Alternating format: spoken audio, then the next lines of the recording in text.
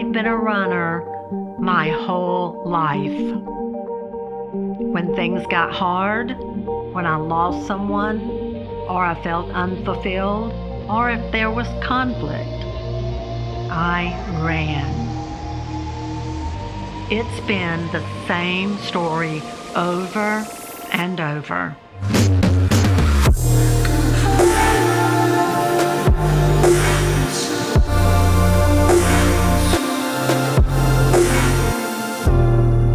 So Jay, I've been looking forward to getting to spend this time with you. Would you just start off and give us kind of a broad overview of your life? My whole life I was always involved in church because my dad was a Baptist minister. We went to WMU, we went to every one of the church services. Typical preacher's kid, PK kid's life, moving around a lot. Yes, we moved every couple of years or every 3 years or whatever until we went to Camilla.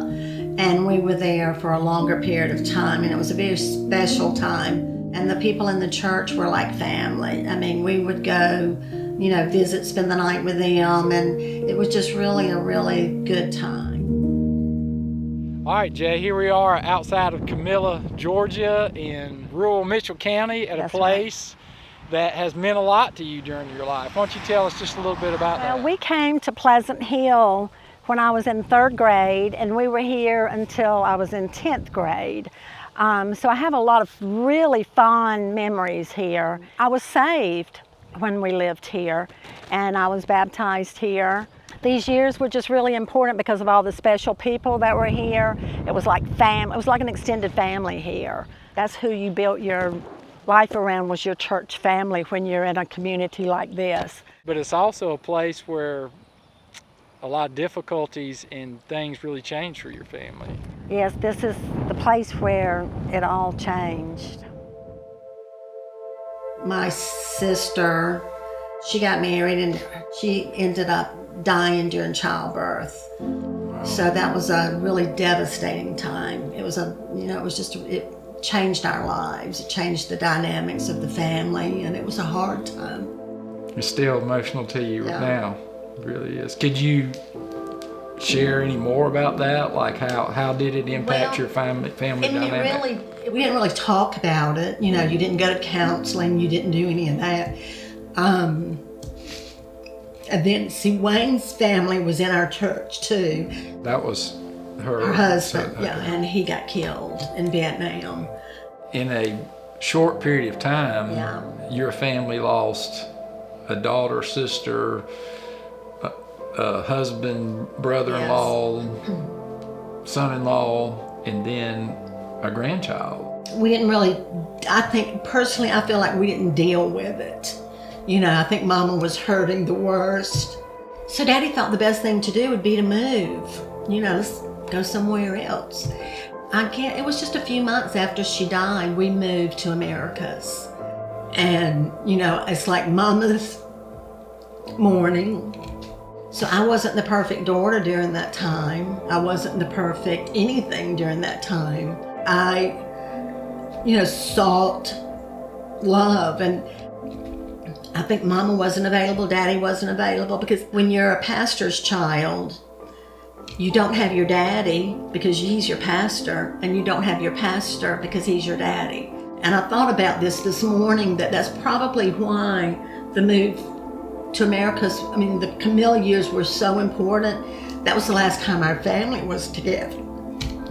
And but throughout all of that, I always felt like God was there. It's never that I felt, that He was to blame for, any of it. I felt He was there. But as I was growing up and in church, it was more of a ritual kind of thing. And God wasn't your daddy, which I now know He is. Wow. He was there, but I didn't really know how to talk to Him. I would pray after the fact and all that, but I didn't really know how to talk to Him about things. Losing your sister, and then in some ways, you lost your parents a little bit in that. So what was the early impact of that on your life? I think I sought love in the wrong places, in relationships with a boyfriend, and just thinking it's going to be fulfilled through that. I didn't seek after God, it's like, and then when that thing didn't work out, it's like it carried on over into adulthood where you just leave. All my life we've moved, and when we moved, it wasn't to run away and leave a problem, but it just, in my mind, that's the way you deal with something. You leave and you go on. And you didn't have deep female friends, or because you're going to be moving somewhere else anyway. So it was you kind of where you do surface friendships, and then there's a part of you that says they wouldn't like that part. They wouldn't. So you had a little bit of that fear. So do you think, for you, was that a self-protection mechanism? Like, I'm this real friendly person, but I'm only going to let you in so far? Probably so. Instead of like dealing with the conflict, Oh, I'll yes. run. Oh, yes. Just leave it. You just leave it and start over, and it'll go away. But it didn't go away. It didn't go away. It never goes away. It doesn't. I just kept running. I hoped this time things would be different, but they never were. I wasn't running to God. I was trying to run away from something, but I could never escape. It was like it was always there, no matter how hard I ran. When I was in my late 20s, I was married, and that's when I had gone to Thomasville, and I married Dave, and that was going really well, and then he was killed in a car wreck about a year later. So you were only married for like a year or so? I was married a year to him. Wow. What was sort of the impact on your life there, or the aftermath after he died? Well, trying to decide, what do I do now? Where do I go? What do I do? And then I, of course, had to meet somebody else, because I just wasn't going to be by myself, I guess. So I married, and then had Dusty in that marriage, and got my master's, and I continued teaching school. So of course, when problems came up, You had that old pattern. I had that old pattern already. I've got my 2 boys, and I've got to get them out of this situation. And at that time, I'm thinking, it's all him. Only way later in life can I now say and admit, what were you doing in this, Jay? Where's your part? And I realized, because I was marrying for the wrong reason, in it for the wrong reason, then, and God wasn't. Because here's the thing I would do. I've always prayed to God, but it's always after the fact. I didn't go to Him To seek His to will. seek His wisdom, His will, all of that. Corrie ten Boom is credited with saying, is prayer your steering wheel, or is it your spare tire? And I'd always used it as a spare tire. After I was already flat, then I'd go to the prayer, but I never used it as my steering wheel. To me, your life sounds like probably everybody's life to some degree, is that we have these unhealed places in us. Yes. And maybe for you, going back to the death of your sister and the impact your family there, and then you developed these strategies, and they were mostly relationships, to deal with that unhealed place in you. Would you say that's a good way of describing? Very good. I remember in one of the marriages that was really a hard time in there, because I got so attached to the children and the family and that whole unit.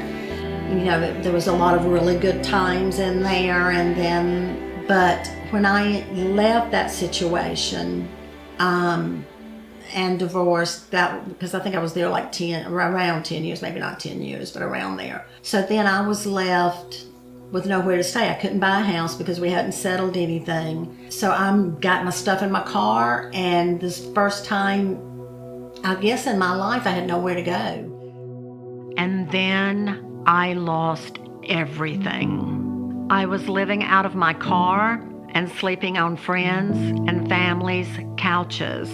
It was a very dark time, but something good came out of it. I stopped running.